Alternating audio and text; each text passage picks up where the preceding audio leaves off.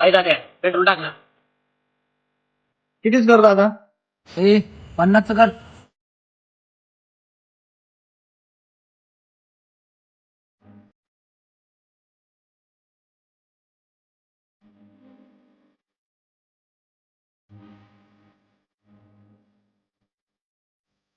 ऐक ना, बोल ना.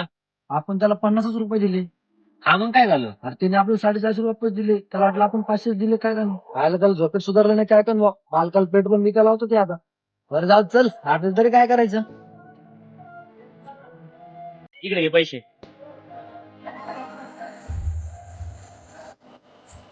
आई दादा काय झालं दादा? ते तू आहे ना 500 समजून मला 450 रुपये वापस दिले. मी तर तुला 50च रुपये दिले होते. धन्यवाद दादा. झोपेच्या नादात मला सुधारलंच नाही. तुमच्या जागी जर कोणी असतं ना तर पैसे नसते दिले, हे माझ्या पगारातून कट झाले असते. अरे दादा काय होणार तुझे 450 रुपयांनी? तसं पण स्वामी महाराज म्हणतात कोणाच्या 2 रुपयासाठी कधीच आपला स्वाभिमान विकू नये. कारण आईबापांची शिकवण आहे कोणाच्या कष्टाचं कधी घेऊ नये. स्वतःच्या कष्टाचं कधी संपत नाही आणि दुसऱ्याच्या कष्टाचं कधी पुरत नाही. हो दादा, बरोबर आहे. सगळ्यांचे विचार जर तुमच्यासारखे असते तर किती भारी झालं असतं ना.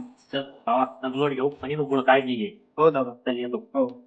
काय येणार आनंद तू, तुला खरंच अक्कल नाहीये. कशाला द्यायचे पैसे वापस त्याला? तेवढं आपलं 2-4 दिवसात चहा पाणी धकलं असतं. पण भावा एक विचार कर ते 450 रुपये त्याची 24 तासाची कमाई आहे आणि आपण ते 24 मिनिटात उडवले असते. ते 450 रुपये त्याच्या मालकाने त्याच्या खात्यातून कट केले असते आणि तेच 450 रुपये स्वामींनी आपल्या खात्यात टाकले असते.